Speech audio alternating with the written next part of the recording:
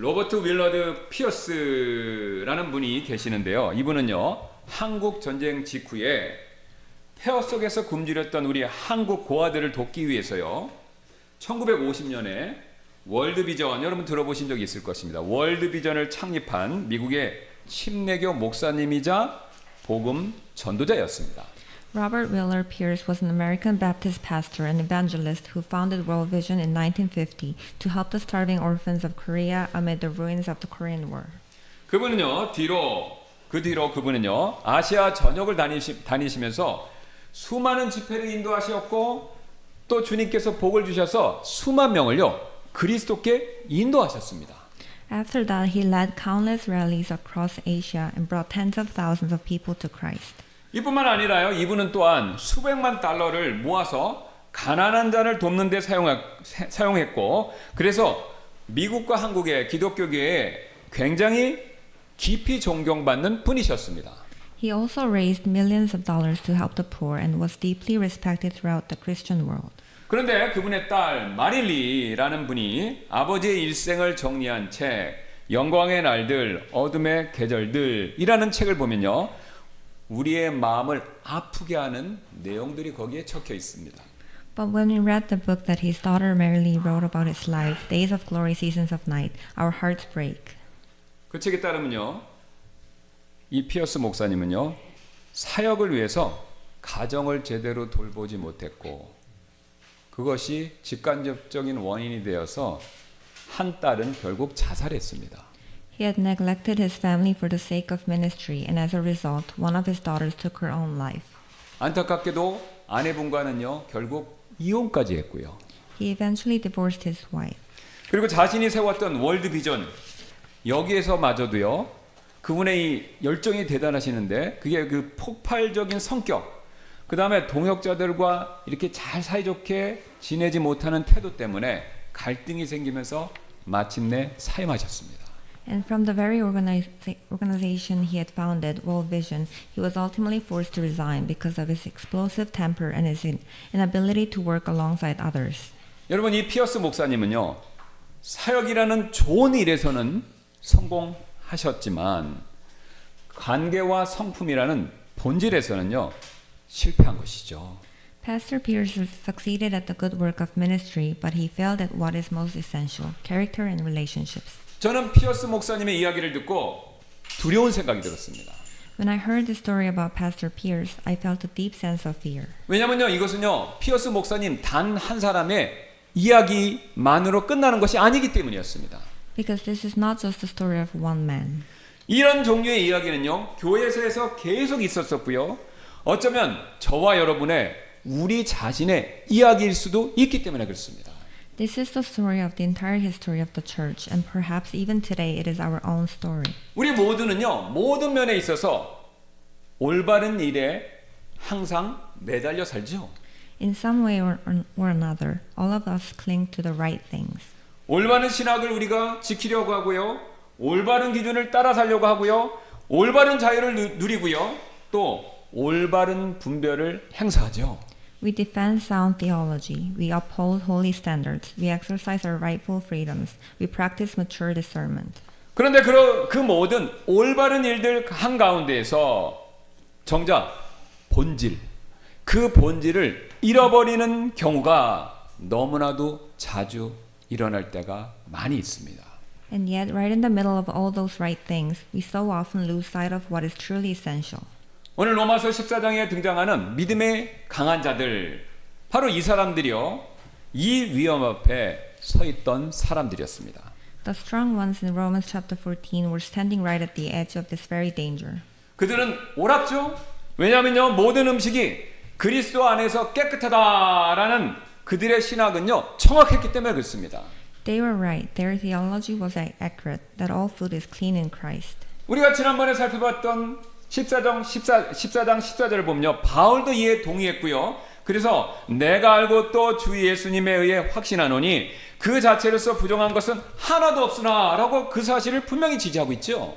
Paul himself clearly agreed with this in chapter 14, verse 14. I know and am persuaded by the Lord Jesus that there is nothing unclean of itself. 그래서 우상에 바쳐졌던 고기라고 할지라도 양심에 꺼리낌 없이 먹을 수 있다라는 그들의 자유, 이것은요 진짜였습니다.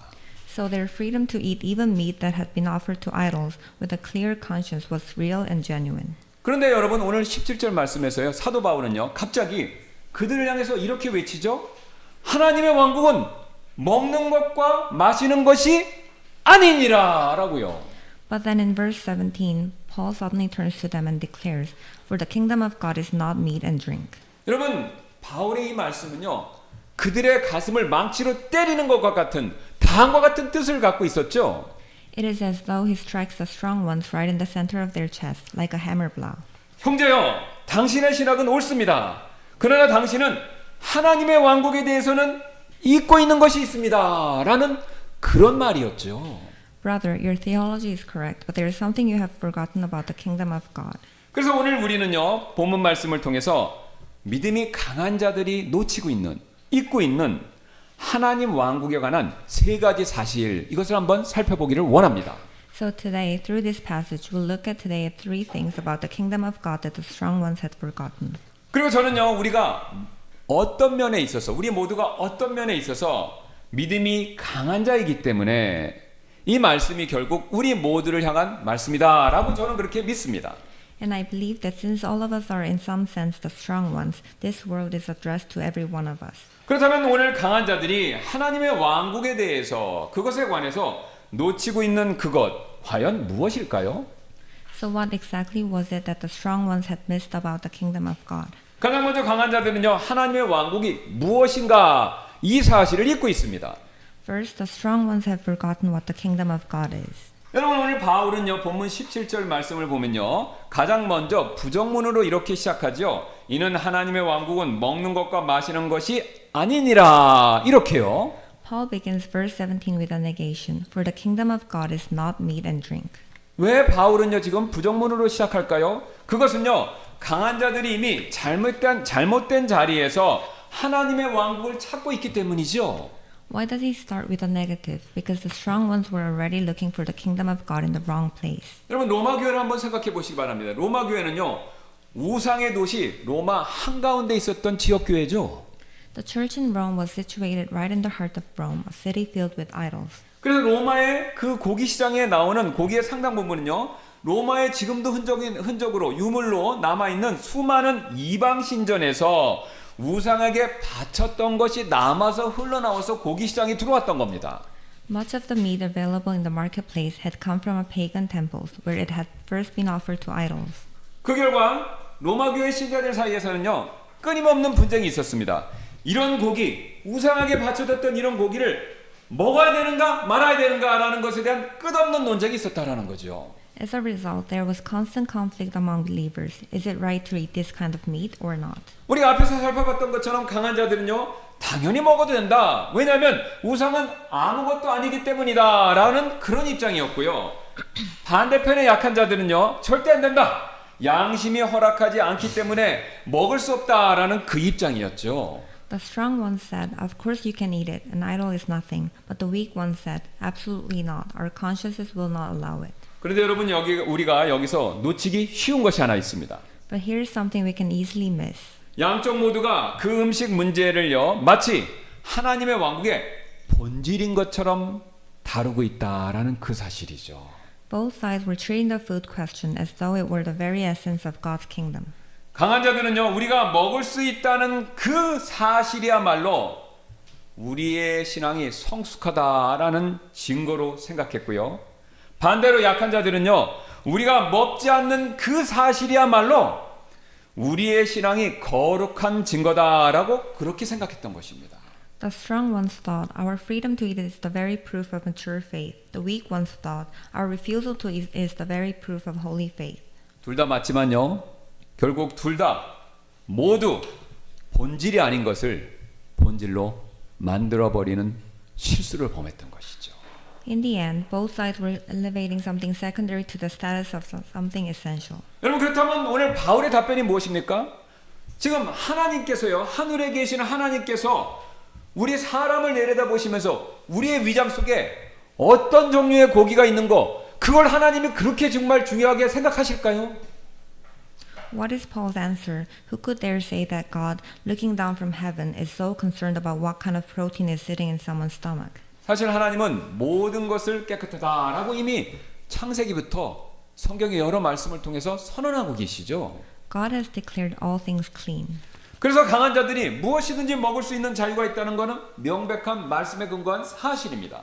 So it is true that the strong ones have the freedom to eat anything. 그러나 강한 자들이 놓치고 있었던 것이 있었습니다. 그 자유의 행사 자체가 하나님의 왕국의 본질이 되는 것, 이것은 결코 아니었다라는 것이죠. But the exercise of that freedom can never become the essence of God's kingdom. 그런 자유의 행사는요, 덜 본질적인, 다른 말로 2차적인 영역에 속하는 일이었습니다. That belongs to a secondary realm. 교회사는요, 이런 2차적인 덜 본질적인 문제로 인해서 생긴 수많은 슬픔의 이야기에 대한 산 증인이 됩니다. And church history is the saddest witness to this truth. 주 800년에 샤를마뉴 대제가 프랑크 왕국의 샤를마뉴 대제가 교황에게 신성 로마 제국의 왕관을 딱 받는 일이 있었습니다. 그때요, 이 땅에 하나님의 왕국이 임했습니다라고 모두가 축하를 했었습니다. In the year 800 AD, Charlemagne received his crown from the Pope, and there was great rejoicing that the kingdom of God had come to earth. 그런데 300년 지나서요, 하인리 4세 황제가요, 알프스 산맥에 있는 겨울궁전 교황의 카노사의 눈밭에서 맨발로 3일 동안 교황에게 파문권을 철회해달라고 살려달라고 비는 일이 벌어졌습니다. Yet some 300 years later, Emperor Henry IV stood barefoot in the snow at Canossa in the Alps for 3 days, begging the Pope for his life. 왕국 내에 성직자 임명권을 두고 교황과 황제가 치열하게 권력 투쟁을 벌였고 그 가운데 하인리 4세가 패배한 것이었죠. The emperor and the pope were locked in a fierce power struggle over the right to appoint clergy. 그런데 여러분 놀라운 것은요, 이 모든 다툼과 싸움에 하나님의 왕국이라는 이름으로 그 이름 하에 이 모든 다툼과 싸움이 벌어졌다라는 것이죠. And all of this was happening in the name of the kingdom of God. 여러분 이런 다툼과 싸움이 정말 하나님의 왕국의 일이었습니까? But was this truly the work of God's kingdom? 어떤 한 성경 연구가는요, 이렇게 탄식합니다. 교회사의 가장 큰 비극은 사람들이 하나님의 왕국이 오늘 사도 바울이 말하는 의와 화평과 기쁨이다라는 사실을 잊어버리고 그것을 세상적 강압과 권위로 오해한 그 일이었습니다. One Bible scholar laments this way: the greatest tragedy in church history is that people forgot that the kingdom of God is righteousness, peace, and joy, and mistook it for worldly coercion and authority. 여러분 이상하게도요, 우리가 본질을 잊어버리면요, 그보다 덜 중요한 작은 것들이 절대화가 되기 시작하죠. When we forget what is essential, secondary things become absolute. 더 이상한 것은요, 그 작은 것이 덜 본질적인 것이 절대화되면요, 그 자리에는요, 이상하게도 항상 다툼이 뒤따릅니다. And wherever secondary things are made absolute, conflict always follows. 그래서 교회 역사를 보면요, 화형이 일어나고 하나님의 왕국가 된 이 일에 있어서 화형이 벌어지고 종교 전쟁이 벌어지고 실제로 형제가 형제를 정죄하는 일까지 생긴 거죠. Burnings at the stake occur. Religious wars break out. Brothers condemn brothers. 근데 여러분 이런 일은요, 교회 사에서만 벌어진 것이 아니라 교회 안에서도 똑같이 일어나는 경우가 많이 있습니다. And the very same thing happens inside the church. 레이 스테드만이라는 미국 목사님이 전한 어느 교회에 실제로 있었던 일입니다. This is a true story from a church as told by American pastor Ray Stedman. 어떤 미국의 교회가 있었는데요. 그 교회 안에요, 성탄절 트리 아시죠? 크리스마스 트리. 이거를 놓아야 되는가 말아야 되는가를 놓고 교회가 두 진영으로 나눠서 서로 다투는 일이 벌어진 적이 있었다고 합니다.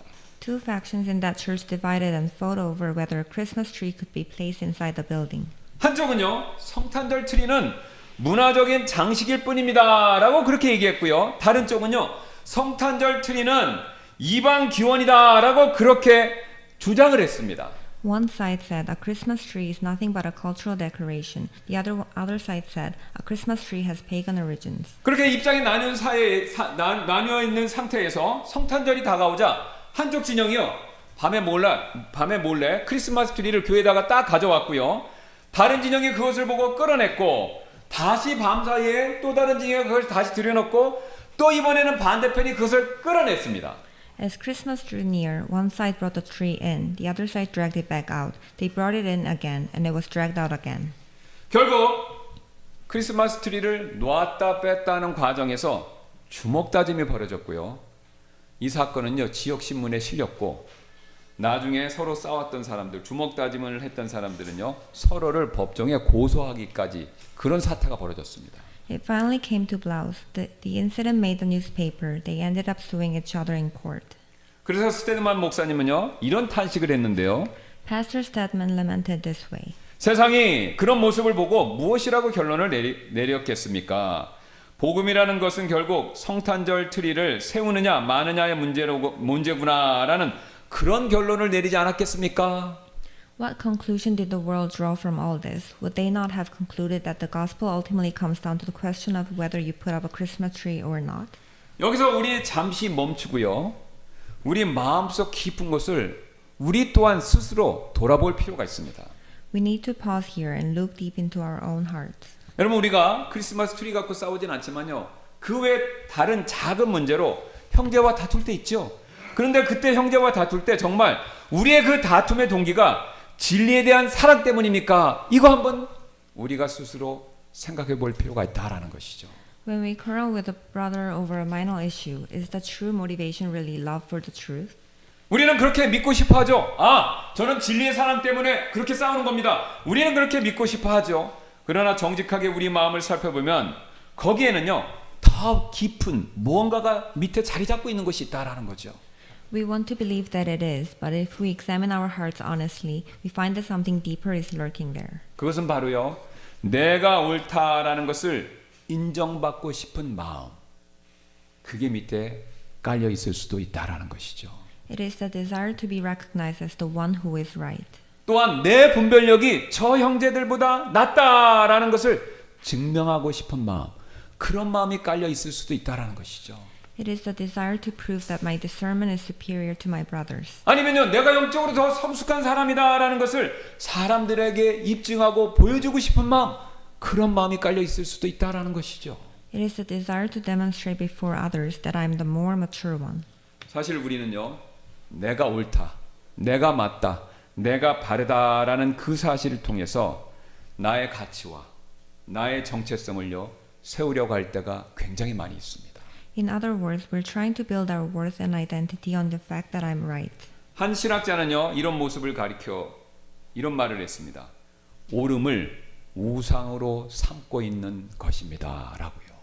One theologian has described this as making an idol of being right. 여러분, 옳다는 거 그건 좋은 일이죠.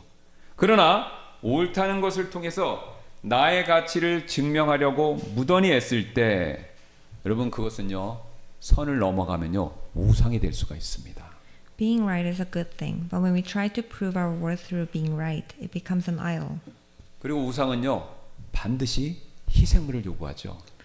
And an idol always demands a sacrifice. 그렇다면 옳음의 우상이 요구하는 희생 제물, 이게 뭘까요? So what is the sacrifice that the idol of being right demands? 바로 우리의 형제 자매들입니다. It is our brother. 그 우상이 우리에게 요구하는 것은요, 형제를 정죄하는 것이고 형제와 단절하는 것이고 형제 위에 군림하는 그것이죠. What that idol requires of us is to condemn our brother, to cut off our brother, to lord ourselves over our brother. 그 결과 작은 문제로, 덜 본질적인 문제로 형제와 싸우는 그 자리에는요, 언제나 깨어진 관계, 그것밖에 남는 것이 없지요. And so wherever we fight with a brother over small things, broken relationships are always left behind. 그러나 형제자매 여러분, 십자가에 달리신 예수님을 한번 생각해 보십시오. But look at Jesus on the cross. 예수님이야말로 이 세상에서 100% 아니 1000% 1000% 오르신 유일한 진리 그 자체이시지 않았습니까? Jesus is the only one in this world who is 100% right. He is truth itself. 그분은요, 그 어떤 일에서도, 그 모든 일에서 단 한 번도 틀린 적이 없으신 분이시죠. He has never once been wrong. 그런데 그분이요, 십자가에 달리셨을 때 본인의 그 완벽한 옳음을 주장하려고 단 한마디의 변명이나 어떤 말도 하지 않으셨다라는 사실을 우리는 명심하셔야 합니다. And yet, when he hung upon the cross, he did not speak a single word of defense to assert his perfect rightness. 자기의 옳음을 변명하신 것이 아니라 자기가 그렇게 옳음에도 불구하고 잘못이 없음에도 불구하고 자기를 못 받고 있는 저 사람들을요 용서해달라고 기도하셨지요. Instead, he prayed for those who were nailing him there, that they might be forgiven. 어떻게 예수님은 그렇게 하실 수 있었습니까? How was he able to do that? 그것은요 예수님께서요 사람들에게 내가 옳다라는 것을 증명하여 자기 존재 가치를 인정받으실 필요가 전혀 없으셨기 때문이죠. Because Jesus has absolutely no need to prove to people that he was right in order to establish his own worth. 여러분 예수님의 가치는요 아버지의 사랑 안에서 이미 완전히 영원히 보장되어 있었기 때문에 그렇습니다. His worth was already guaranteed, eternally secured in the love of the Father. 바로 그 예수님께서 그리스도께서 십자가에서 우리를 위해 죽으셨고 그분의 의, 즉 그분의 올바름을요 우리에게 덧입혀 주셨습니다. And that very Christ died for us on the cross and clothed us in his righteousness, his perfect rightness. 그렇다면요 우리는 이제 나 자신의 옳음을 통해서 나의 가치를 증명할 필요가 없는 사람들이 되어버린 것이죠. That means we're now people who no longer need to prove our worth through our own being right. 왜냐면요 그리스도 안에서 우리는 이미 영원히 의롭다. 쉬운 말로요. 우리는 예수님처럼 모든 일에서 완벽하고 바르다라는 그 인정을요 영원토록 받고 있기 때문에 그렇습니다. Because in Christ we have already been declared righteous forever. 영원히 올바른 사람이라고 하나님께 인정받고 있고요. 그 결과 영원히 사랑받고 있는 존재가 바로 저와 여러분들입니다. We're recognized as right forever and therefore loved forever. 여러분 그렇게 우리는요 영원히 옳다라고 인정받고 있기 때문에 작은 문제에 있어서요 덜 본질적인 문제에 있어서요 내가 옳다는 것을 애써 증명하기 위해서 형제를 짓밟을 필요가 전혀 없게 된 것이죠. So we have no need to trample over our brother in minor matters just to prove we are right. 우리는 이미 그리스도 안에서 완전한 완벽한 존재가 되었기 때문에 그렇습니다. Because we are already complete in Christ. 여러분 복음의 이 사실을요 정말 마음 깊이 깨달은 사람만이 오늘 사도 바울이 말씀하신 것처럼 작은 문제에서 자기의 권리를 내려놓을 수 있는 그 자유를 누릴 수 있게 되는 것입니다. And so only the person who has truly grasped this gospel reality deep in their heart will enjoy the freedom to lay down their rights in small matters. 그렇다면 하나님의 왕국의 진짜 본질, 지금 강한 자들이 놓치고 있는 그 강한 본질, 그것의 진짜 본질, 이것은 무엇일까요? So then, what is the true essence of God's kingdom that the strong ones must not forget? 바울은요 오늘 17절을 부정문으로 시작한 다음에 이어서 곧바로 긍정문으로 이어가죠. 오직 성령님 안에서 의와 화평과 기쁨이라 이렇게 이어갑니다. After the negation, Paul moves immediately to the positive, but righteousness and peace and joy in the Holy Ghost. 근데 여러분 지금 의와 화평과 기쁨 이 단어는요 아무렇게나 나열된 것이 아닙니다. But these three words are not a simple list. 여기에는요 결정적인 순서가 자리 잡고 있는데요. There is a decisive order here. 그러나 스스로 자기가 믿음이 강한 자들이다라고 하는 분들은요 하나님의 왕국이 어떤 순서, 즉 이 순서대로 임한다라는 사실을 놓치고 있는 것이죠. But the strong ones have forgotten the order in which the kingdom of God comes. 만약에 여기 계신 여러분들도 이 순서의 중요성, 왜 이렇게 이 순서도 있는지 이 중요성을 모르시고 계신다면요 여러분은 하나님의 왕국이 어떤 방식으로 우리에게 임하는지 그거를 똑같이 놓치고 계실지도 모른다는 것이죠. If you do not understand the importance of this order, then you do not yet know the way in which God's kingdom comes. 바울이 지금 사용하고 있는 의, 화평, 기쁨 이 순서는요 결코 어쩌다가 자기 마음대로 우연히 이렇게 적어놓은 것이 절대 아니다라는 거죠. The order of the three words Paul uses, righteousness, peace, joy, is not accidental. 여러분 이것은요 예수님께서요 친히 말씀하신 다음의 순서를요 바울이 그대로 따라서 말한 것입니다. It follows the exact order that Jesus himself declared. 우리가 잘 아는 마태복음 6장 33절 보시면요 오직 너희는 먼저 보세요 먼저 하나님의 왕국과 그다음 뭡니까? 그분의 의를 구하라. 그리하면 이 모든 것들이 너에게 더해지리라. 왕국과 그다음에 뭡니까? 의를 구하라. 이렇게 말씀하시죠. Matthew chapter 6 verse 33 But seek ye first the kingdom of God and his righteousness and all these things shall be added unto you. 여러분 지금 예수님께서는요 분명히 가르쳐 주시고 계십니다. 하나님의 왕국을 구하는 일에 있어서 제일 처음에 뭐라고요? 그분의 의를 구하는 것이다. 이렇게 분명히 말씀하고 계시죠. Jesus is teaching us clearly in seeking the kingdom of God, seeking his righteousness comes first. 그렇다면 의, 이것은 과연 무엇입니까? So what is this righteousness? 단순히 우리가 행하는 올바른 행실, 바른 행실, 그걸 말하는 것이 여기서는 아니죠. It is not simply referring to the righteous deeds that we perform. 우리가 지금까지 살펴봤던 로마서 전체를 관통하는 그 위대한 의는요, 곧 그리스도께서 우리에게 전개해 주신 자신의 의, 이것을 의미합니다. The great righteousness that runs through the entire book of Romans is the righteousness that Christ has imputed to us, his own righteousness. 여러분 우리가 잘 아는 종교개혁자 마틴 루터는요, 자신의 간증에서 자기가 구원받기 전에 수도원에 있었을 때요, 나는 하나님을 미워했습니다. 이렇게 고백한 적이 있습니다. The reformer Martin Luther once confessed in his testimony, When I was in the monastery, I hated God. 왜냐면요, 하나님께서요, 구원받기 전에 루터가 생각했을 때 하나님께서 자신이 결코 완성하거나 만들어낼 수 없는 무리한 것을 나에게 요구하신다라고 그렇게 생각했기 때문이었습니다. Why? Because he believed God was demanding from him something he could never produce on his own.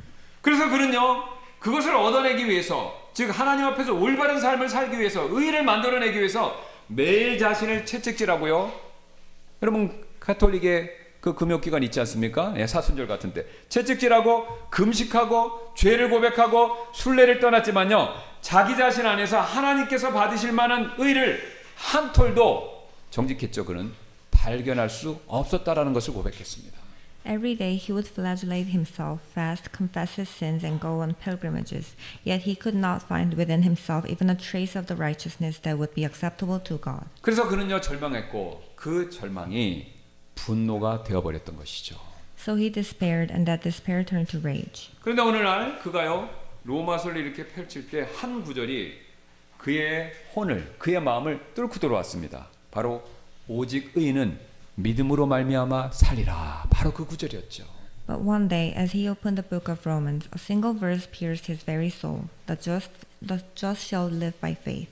루터는 그 순간 깨달았습니다. 오직 의인은 믿음으로 말미암아 살리라라고 할 때 그 의인이 자기가 열심히 해서 의인이 된다라고 생각했는데 그게 아니라 하나님이 주시는 의 때문에 그걸 선물로 받을 때 의인이 되는구나. 이걸 그때 그가 깨달은 것입니다. In that moment, Luther understood the righteousness God requires is not a righteousness I must produce. It is a righteousness that God freely gives in Christ. 그리고 그가 그것을 깨달았을 때 이런 고백을 했는데요. 그 순간 저는 천국의 문이 열리는 것을 보았습니다. 라고요. And he later confessed, In that moment, I saw the very gates of paradise swing open. 여러분 그는요 자기 자신의 의가 아니라요 그리스도를 믿는 믿음을 통해서 자기에게 전가된 선물로 받은 하나님의 의로 말미암아 하나님 앞에서 의롭다 인정함, 의롭다 여김을 받았던 것이죠. It was not his own righteousness, but the righteousness of God, imputed through faith in Christ, by which he was counted righteous before God. 그리고 그가 의롭다라고 여김을 받자 곧바로 따라온 선물이 있었습니다. 여러분 그게 무엇인지 아십니까? 바로 화평, 평강, 평안이었다라는 것이죠.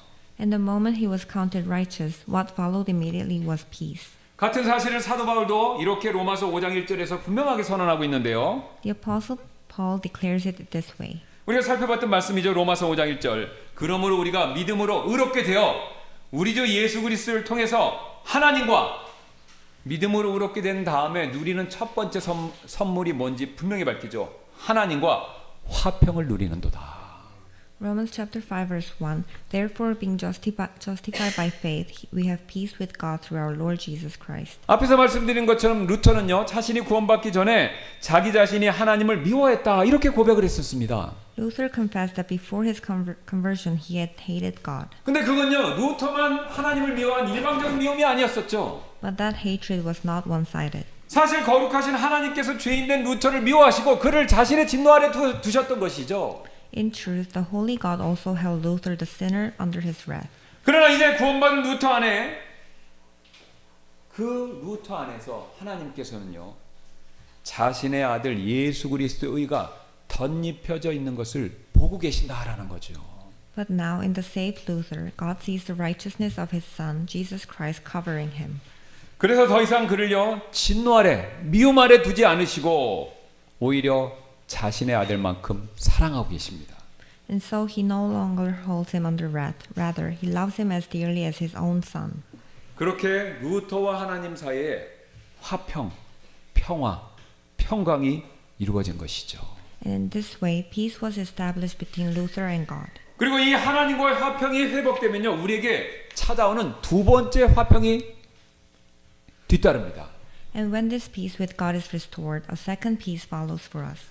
우리가 이제 하나님께 가까이 나아갈 수 있게 되고요. 그분 앞에 나아갈 때마다 하나님께서는요. 자신이 친히 누리시는 하나님의 화평을요. 우리의 마음속에 선물로 부어주시기 시작하죠. We're now able to draw near to God, and every time we come before Him, He pours into our hearts as a gift the very peace that He Himself enjoys. 이 두 번째 화평을요. 많은 분들이 깊은 바닷속을 달리는 잠수함에 비유할 때가 많이 있습니다. We can illustrate the second peace with the image of a submarine traveling deep beneath the ocean. 여러분 저 화면 한번 봐주시기 바랍니다. Please look at the screen. 세계에서 가장 거친 바다는요. 남아메리카 최남단 케이프온, 그 다음에 남극 대륙 사이에 이 두 사이를 연결하는 드레이크 해협, 여기가 세계에서 제일 험난한 바다라고 합니다. The roughest seas in the world are said to be found in the Drake Passage, the stretch of water between Cape Horn at the southern tip of South America and Antarctica. 왜냐하면요 이것은요 서쪽으로는 태평양, 동쪽으로는 대서양, 밑에서는 남극, 이 세 바다가 함께 만나기 때문에요 연중 파도와 강풍이 끊이지 않고요 파고가 20m 이상일 때가 굉장히 흔하다고 합니다. This is the point where the Pacific, Atlantic, and Antarctic oceans converge, and massive waves and powerful gales are a constant presence year-round, with swells exceeding 20 meters being common. 그래서 보통 뱃사람들의 무덤이다 이렇게 불리는 바다인데요. It has been called the graveyard of sailors. 그런데 여러분 아무리 수면 위에서 파도와 풍랑이 거세다고 하더라도요 잠수함은요 물속으로 50m, 15m만 내려가면요 절대 고요를 맛볼 수 있습니다. Yet, no matter how violent the waves and storms above the surface, a submarine needs only descend 50 meters beneath the water, and it enters absolute stillness. 여러분 그런데 잠수함이 물 밑에 무한히 있을 수는 없죠. 공기와 음식이 필요해서 물 위로 올라가면요 20m의 파도가 만들어내는 경랑과 흔들림을 또다시 만나지만요 다시 물속으로 내려가면요 곧 잠잠함을 즉시로 누리고 느낄 수 있죠.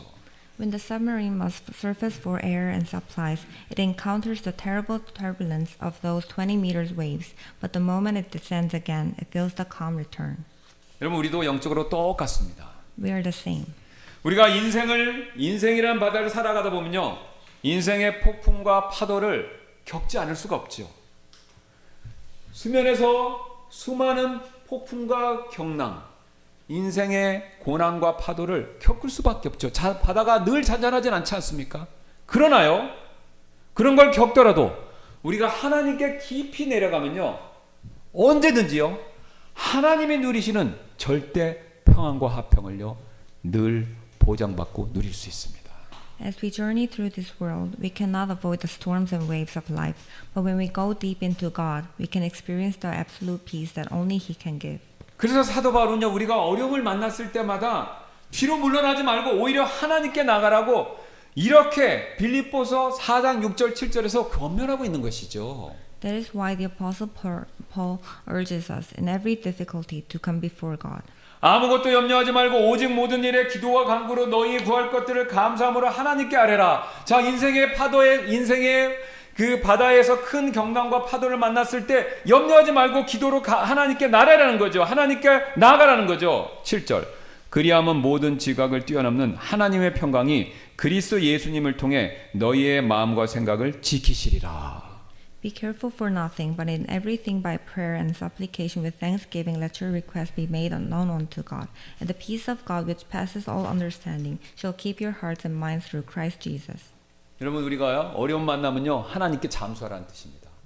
그렇게 하나님께 잠수하면요 세상으로 잠수하지 말고요 하나님께 잠수하면요 평안을 누릴 수 있고요 그 평안을 누리면요 기쁨이 저절로 따른다.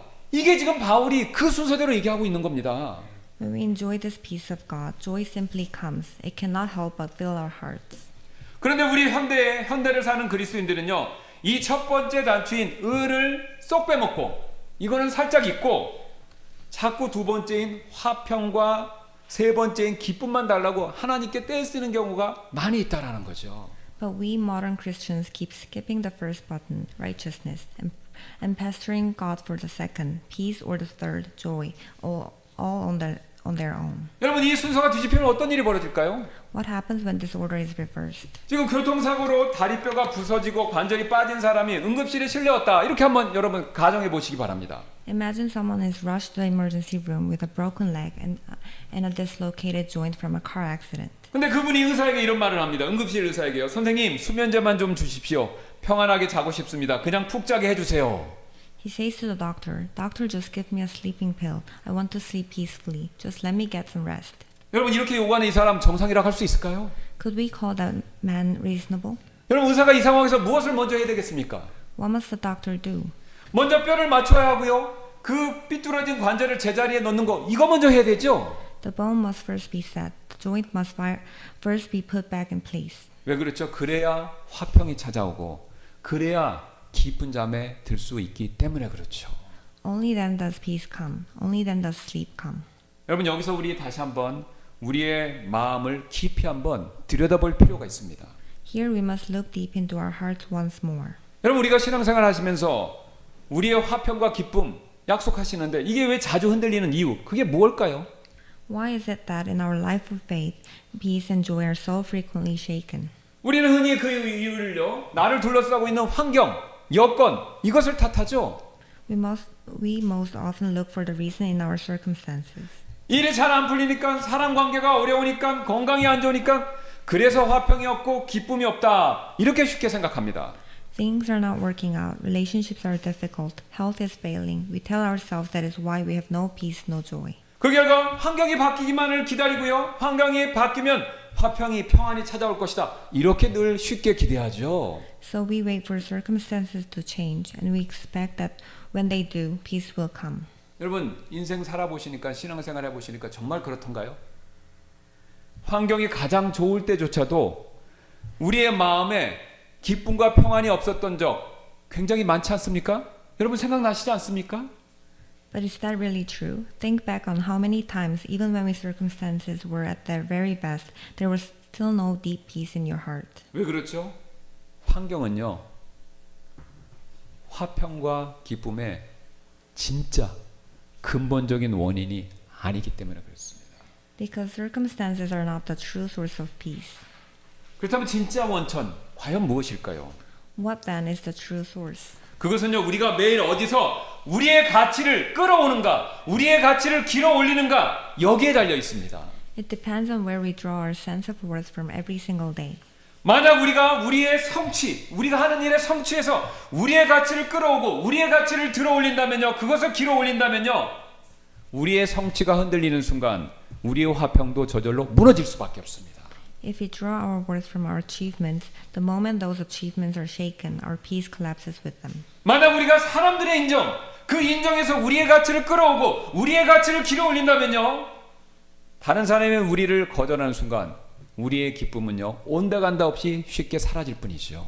If we draw our worth from the approval of people, the moment one person rejects us, our joy vanishes. 만약 우리가요 강한 자들이 자주 그러했듯이 우리의 오름, 우리의 분별력 여기에서 우리의 가치를 끌어오고 우리의 가치를 길어 올린다면요 누군가 나에게 도전하는 순간 우리의 화평은 흔들리고요 쉽게 분노로 치달을 수밖에 없는 것이죠. And if we, as the strong ones often do, draw our worth from our rightness and our discernment, the moment someone challenges us, our peace is shaken and anger surges up within us. 여러분 이 모든 현실이 무엇을 우리에게 가르쳐주고 있습니까? What does all of this point to? 우리가요 그리스도 우리를 구원받게 한 그 그리스도의 의가 아니라 구원은 받았지만 구원받은 이후에 그 그리스도의 의가 아니라 사실은 슬쩍 내 위에 나의 화평과 기쁨을 세우려고 하고 있다라는 사실을 보여주고 있기 때문에 그렇습니다. It points to this. We're trying to build our peace and joy not on the righteousness of Christ, but on our own righteousness. 마치 무너진 부러진 다리 위에서 잠을 청하는 것과 비슷하다라는 거죠. It is like trying to sleep on a broken leg. 저와 여러분은 오늘 아침 어디에서 우리의 가치를 끌어오고 우리의 가치를 길어 올렸습니까? Where did you draw your sense of worth from this morning? 우리의 어제의 성공입니까? 아니면 오늘의 계획입니까? From yesterday's success? From today's plans? 여러분의 삶의 깊은 경험입니까? 아니면 여러분이 받고 있는 인정입니까? From the depth of your life experience? From the recognition you receive? 여러분 그 어떤 것 위에 우리의 가치를 세워도 결과는 똑같습니다. 항상 흔들리고요. 항상 무너지고요. 결국 항상 다시 부러질 뿐이죠. No matter what you build your worth upon, it will shake, it will crumble, it will break again. 그러나 형제자매 여러분들 십자가를 보십시오. 십자가에서 그리스도께서 우리를 위해 무엇을 이루셨는가? 여러분 거기에 주목하셔야 합니다. But look to the cross. What did Christ accomplish for us on the cross? 우리의 모든 죄를요 예수님께서는 단번에 다 지불해 주셨고 거기서 끝나는 것이 아니라 우리에게 자신의 완전한 의를 덧입혀 주셨죠. He paid in full for every one of our sins, all at once. He clothed us in His perfect righteousness. 그 결과 그분의 피와 그분의 의 위에 하나님과의 화평이 지금 세워진 것이고요. 그 화평 위에 하나님의 평강이 흘러나오면서 우리는 이루 말할 수 없는 기쁨을 넘치도록 누릴 수 있게 된 것이죠. The result, peace with God was established upon that righteousness. The peace of God flows down upon that peace, and joy overflows upon that peace. 여러분 바로 이런 것들, 의와 화평과 기쁨을 누리는 삶이 하나님 왕국의 본질이고 진짜 참모습입니다. This is the life that enjoys the true essence of God's kingdom. 그런데 여러분 의와 화평과 기쁨 하나님 왕국의 본질이죠. 이게 진짜로 우리 안에 딱 들어왔다면요. 이게요 우리 안에서만 이 의와 화평과 기쁨이 우리 안에서만 멈출 수가 없습니다. 우리 안에서만 머무를 수가 없다는 거죠. But if righteousness, peace, and joy have truly entered into us, they cannot remain within us alone. 여러분 강물은요 가만히 내버려두면요 고이지 않고 흘러가듯이 진짜 하나님의 왕국, 참된 하나님의 왕국의 본질은요 반드시 흘러가게 돼 있다라는 것이죠. 밖으로 다른 사람을 향해서. Just as a river does not pull but flows on, the true kingdom of God must always flow outward. 그리고 그 본질이 흘러넘쳐서 도달하는 자리에는요 하나님께 인정받는 일이 있고요 사람들에도 믿지 않는 사람들에게도 인정받는 일이 따른다라는 것이죠. And wherever that flow reaches, we are not only accepted by God, we are also approved by people. 그러나 오늘 믿음이 강한 자들이 놓치는 부분이 바로 여기에 있었습니다. 그들은요 하나님의 왕국의 본질이 하나님뿐만 아니라 믿지 않는 사람들에게도 인정받는 일이다라는 그 사실을 놓치고 있었던 것이죠. But the strong ones have forgotten that the essence of God's kingdom involves being approved not only by God but also by people. 그 사실을요 사도 바울은 오늘 18절에서 이렇게 우리에게 설명하고 있습니다. The apostle Paul states this in verse 18. 18절입니다. 이는 이러한 것들이 뭡니까? 곧 의와 화평과 기쁨 이걸 얘기하는 거죠. 이러한 것들, 의와 화평과 기쁨 안에서 그리스도를 섬기는 자는 하나님께서 받으시며 하나님께서 인정하시는 거죠. 사람들에게도 인정을 받기 때문이라. For he that in these things serveth Christ is acceptable to God and approved of men. 지금 사도 바울이 사람들에게도 인정을 받기 때문이다라고 말할 때 이 인정으로 번역된 헬라어가 원래 그리스어가 도키모스라는 단어가 되는데요. When Paul says approved of man, the Greek word translated approved is dokimos. 이 단어는 원래 신학적 용어가 아닙니다. 이건요 시장에서 사용된 말인데요. 이 단어의 배경을 알면요, 지금 바울이 인정과 관련돼서 뭐를 얘기하는지를 우리가 명확하게 알 수 있습니다. This word was originally a marketplace term, and understanding its background allows us to grasp precisely what Paul is saying. 여러분 고대 세계는요 종이화폐 지폐가 없었다는 거 아시죠? 예, 지폐는요 근대에서 생긴 것이니까요. 고대 세계는요 당연히 종이 지폐, 종이화폐가 없었고 그래서 모든 거래가 금속 동전, 그렇죠? 금속으로 된 동전을 사용했죠. In the ancient world, there was no paper currency, and all transactions were carried out with metal coins. 동전은 보통 금이나 은이나 최소한 구리 같은 것을 녹여서 틀에다가 부었다가 식힌 후에 겉에 테두리를 다듬어서 이렇게 동전 형태, 우리가 쓰는 원시 최초의 동전 형태 이렇게 만들지 않았습니까? 귀금속을 이렇게 만들었죠. Coins were made by melting gold, silver, or copper and pouring it into a mold, then cooling and finishing it for use.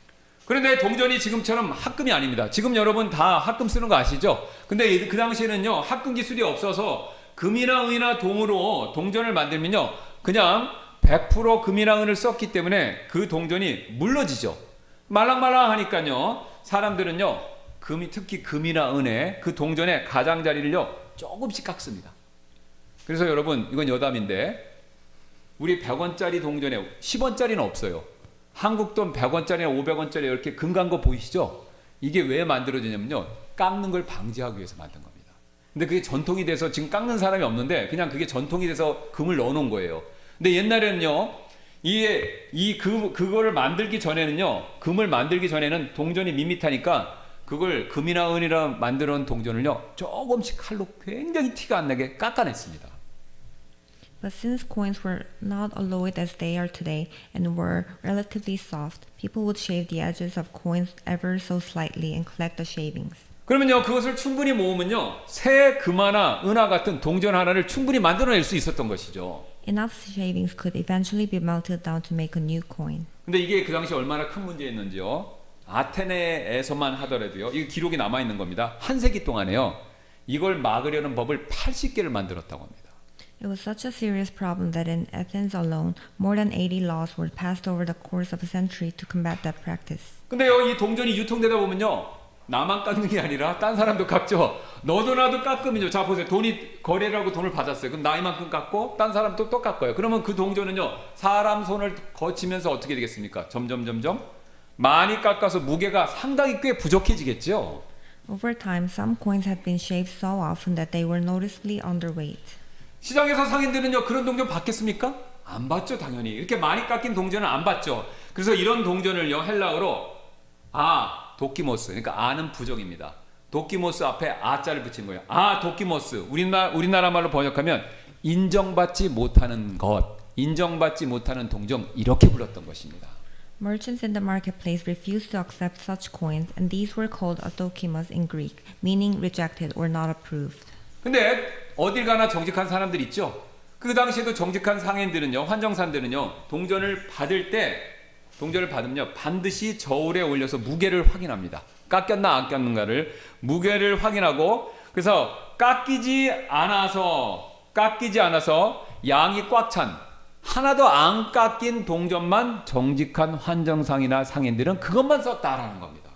Honest money changers, on the other hand, would always place each coin on a scale to verify its weight, and they dealt only in genuine coins that had not been shaved, solid and full. 그래서 진짜 동전, 안 깎인 동전만 쓴 사람과 그렇게 그들이 다루는 진짜 동전, 이것을요 도키모스, 우리말로 하면요 검증된 진품 이렇게 불렀던 것입니다.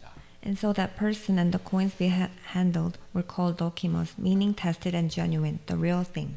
그래서 지금 바울이 말하는 그리스도인의 모습이 바로 딱 이 모습이다라는 것이죠. This is exactly the picture Paul paints of the Christian. 세상이 인정하고요. 하나님뿐만 아니라 세상이 인정하고 위조와 흔적이 없는 정직한 사람, 즉 검증된 진품의 삶을 사는 사람들, 그 사람들이 바로 누구다? 그리스도인이다 이 뜻입니다. A person whom the world recognizes as genuine with no trace of counterfeit, living a life that has been tested and found authentic.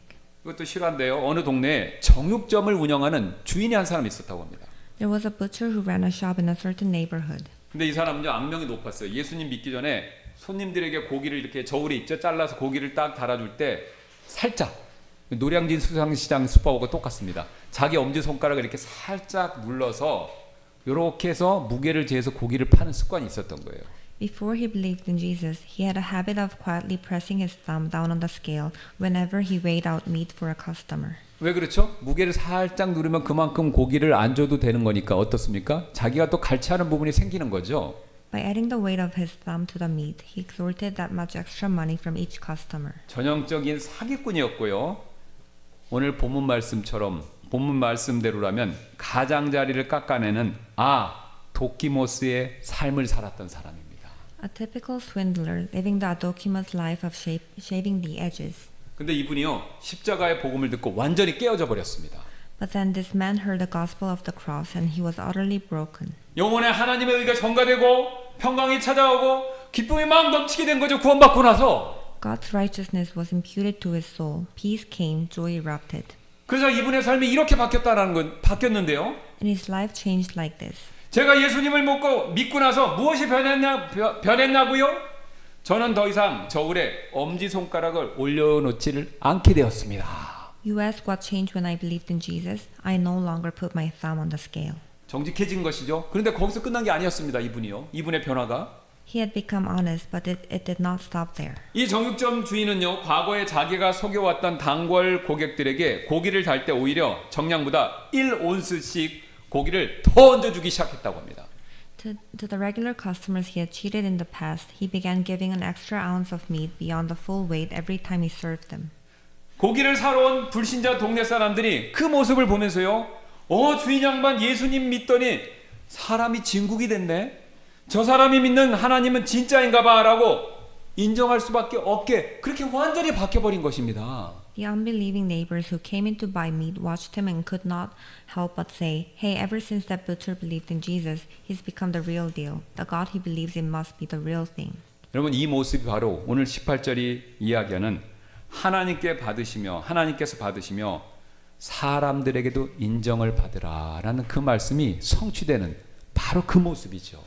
That was the very place where the promise of verse 18 was fulfilled, acceptable to God and approved of man. 여러분 여기서 중요한 포인트가 하나 있는데요. There's an important point here. 지금 이 정육점 주인이 사람들에게 칭찬받으려고 억지로 고기를 더 얹어준 거 그거 아니지요? Was the butcher calculating how to earn people's praise when he gave extra meat? 이 주인의 관심사는요 사람들의 칭찬과 시선이 아니었습니다. Absolutely not. His concern was not people's eyes upon him.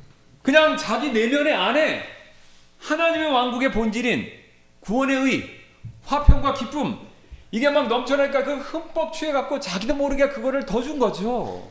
He was simply saturated, overwhelmed with the essence of God's kingdom within him, the righteousness, peace, and joy of salvation. 여러분 이처럼 하나님을 섬기는 일의 본질, 즉 하나님 왕국의 본질 여기에 집중할 때 세상의 인정은요 부산물처럼 자연스럽게 따라오는 것뿐이지요.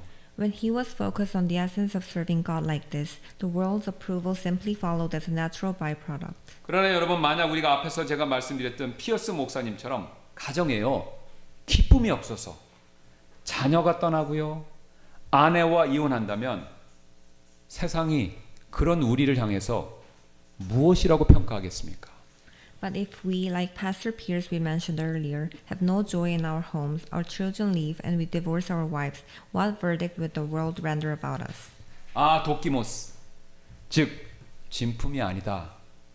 이렇게 말할 수밖에 없지 않겠습니까? They will have no choice but to say Adokimas, not the genuine article. 또 우리가 성탄절 크리스마스 트리 때문에 화평이 깨지고요. 서로 다투다가 법정에까지 가게 된다면 세상이 그것을 보고 우리에게 어떤 결론을 내리겠습니까? And if our peace shatters over the Christmas tree issue, we fight each other and end up in court, what conclusion will the world draw from watching that? 그 역시 도키모스 그렇게 결론 지을 수밖에 없겠죠. Again, they will have no choice but to conclude Adokimas. 그리고 우리가 고기를 먹느냐 마느냐로 또 치마의 길이가 어떠냐로 교회 안에서 끊임없이 자기 기준을 막 내세워서 다툰다면 세상이 그 모습을 보고 같은 결론을 내리겠죠. 도키모스라고요. And if we endlessly quarrel inside the church over whether to eat certain foods or over the length of skirts, each side insisting on its own standards, the world will look at that and deliver the same verdict, adokimos.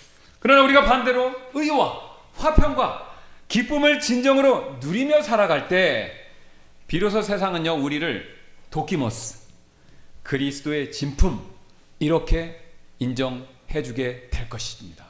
But when we genuinely live out that righteousness, peace, and joy, the world will at last recognize us as dokimos, the genuine article of Christ. 왜냐하면요 하나님의 왕국의 본질은요 성령 안에서요 의와 화평과 기쁨이기 때문에 그렇습니다. Because the essence of God's kingdom lies in righteousness, peace, and joy. 여러분 회심하기 전에 사도 바울은요 자신을 굉장히 가장 강한 자라고 믿었던 사람이었죠. Before his conversion, the Apostle Paul was a man who believed himself to be the strongest of all. 왜냐하면요 그는 자신의 신앙 이력을 경력을 빌립보서 3장에서 이렇게 자랑한 적이 있었기 때문입니다. This is because he once boasted of his religious credentials in Philippians chapter 3 like this. 나는 여드레 만에 할례를 받은 이스라엘의 줄기에 속한 자요 베냐민 지파요 히브리 사람들 중에 히브리 사람이요 율법에 관하여는 바리새인이요 열심에 관하여는 교회를 핍박하였고 율법 안에 있는 의에 대해서는 비난받을 것이 없는 자로다 이렇게 자랑한 적 있죠.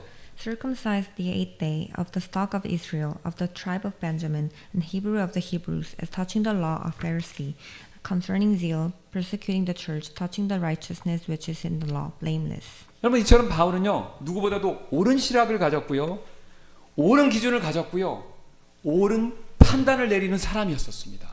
Paul had sounder theology than anyone, upheld holier standards than anyone, and possessed sharper discernment than anyone. 그런데요 자기 오름 이 자기 오름이 너무 강했기 때문에 그거에 대한 너무 깊은 확신에 빠져서 반대로 그리스도인들을 잡아 죽이는 일에 앞장설 정도까지 그렇게 자기 오름이 강했던 사람이었죠. He was so utterly convinced of his own rightness that he led the charge in arresting and killing Christians.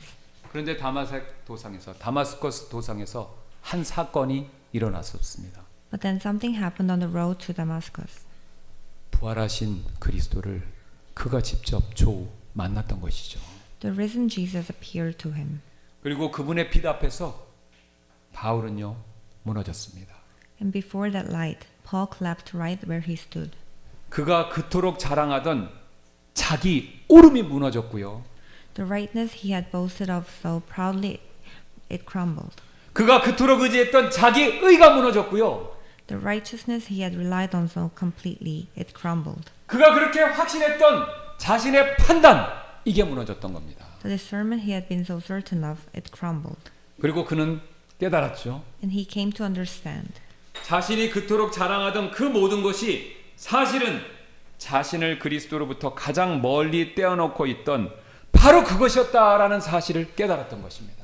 Everything he had been so proud of was in fact the very thing that had been keeping him furthest from Christ. 그래서 동일한 빌립보서에서요. 그는 이렇게 고백하고 있는 것이죠. And so in that same letter to the Philippians he confessed.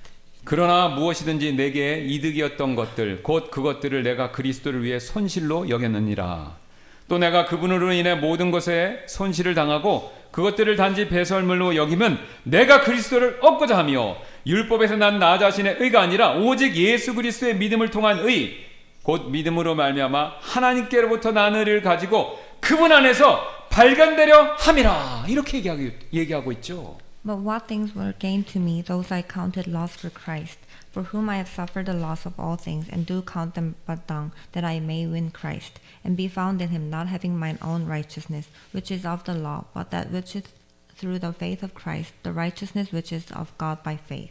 여러분 오늘 본문에서요 바울이 강한 자들에게 이토록 단호하게 외칠 수 있었던 이유가 바로 여기에 있었던 것입니다. Here's the reason Paul could speak to the strong ones with such unshakable conviction in today's passage. 그는요 강한 자들이 무엇을 잊고 있었는지 누구보다도 잘 알았던 사람이죠. 왜냐하면요 자신도 한때 그것을 잊고 있었던 그 사람이었기 때문에 그렇죠. He knew better than anyone what the strong ones had forgotten, because he himself had once forgotten the very same thing. 그래서 그는요 누구보다도 단호하게 그리고 누구보다도 진심 어리게 가르칠 수 있었던 것이죠. 진정한 강함은 자기 오름을 내려놓는 그 자리에서 시작된다라는 그 사실을 말이죠. And so he could teach it more decisively than anyone, yet more sincerely than anyone. True strength begins at the place where we lay down our own rightness. 여러분 우리도 똑같습니다. The same is true for us. 우리가요 나의 오름을 내려놓을 때 비로소 우리 안에요 의와 화평과 기쁨이라는 하나님의 왕국의 본질이 제대로 자리 잡기 시작하는 것이죠. When we lay down our own rightness, the sequence of righteousness, peace, joy finally settles properly within us. 그리고 그렇게 올바르게 자리 잡은 그 자리에는요 성령님으로 말미암는 한없는 엄청난 은혜가 임하게 되는 것이고요. And into that place, boundless grace through the Holy Spirit descends. 그리고 그 은혜의 흐름이 우리의 일상에서 흘러 나올 때, 흘러 넘칠 때 세상 사람들은 마침내 우리를 도키모스, 그리스도의 진품이라고 인정하게 될 것입니다. When that flow of grace pours out into our everyday lives, the people of this world will at last recognize us as the Dokimas, the genuine article of Christ. 여러분 이것이 바로요 오늘 본문이 약속하는 하나님께서도 받으시고요 사람들에게도 인정을 받는 바로 그 삶이 됩니다. And that is precisely the life that today's passage promises, a life acceptable to God and approved of the man. 그러므로 잠시 이 시간 우리 이렇게 결단하고 기도하는 시간 갖도록 하겠습니다. So let us take a moment now to make this commitment and to pray. 여러분 오늘 우리는요 사도 바울의 말씀을 통해서 하나님의 왕국의 본질 무엇인가 이거 배웠습니다. Today we have learned what the essence of God's kingdom truly is. 바로 의와 화평과 기쁨이죠 성령 안에서. It is righteousness and peace and joy. 여러분은 자신이 강한 자라고 믿으시나요? 만약 그렇다면요 이 사실을 꼭 기억하시길 바랍니다. Do you believe yourself to be one of the strong ones? If so, take this to heart. 그리스도에서 나오는 화평과 기쁨을 누리는 삶, 그 삶을 살지 못한다면요 우리가 진짜 강한 자가 아니다라는 사실 우리 그거 꼭 기억하셔야 합니다. You cannot be truly strong unless you are living a life that enjoys the peace and joy that flow from the righteousness of Christ. 그러므로 여러분이 진정한 도키모스 곧 그리스도의 진품으로 인정받기를 원하신다면요 의와 화평과 기쁨 이것을 성령 안에서 추구하시기 바랍니다. Therefore, if you desire to be recognized as the true Dokimas, the genuine article of Christ, then pursue righteousness and peace and joy. 그리고 그런 삶을 살 수 있게 해달라고 성령님께 이 시간 간청하시기 바랍니다.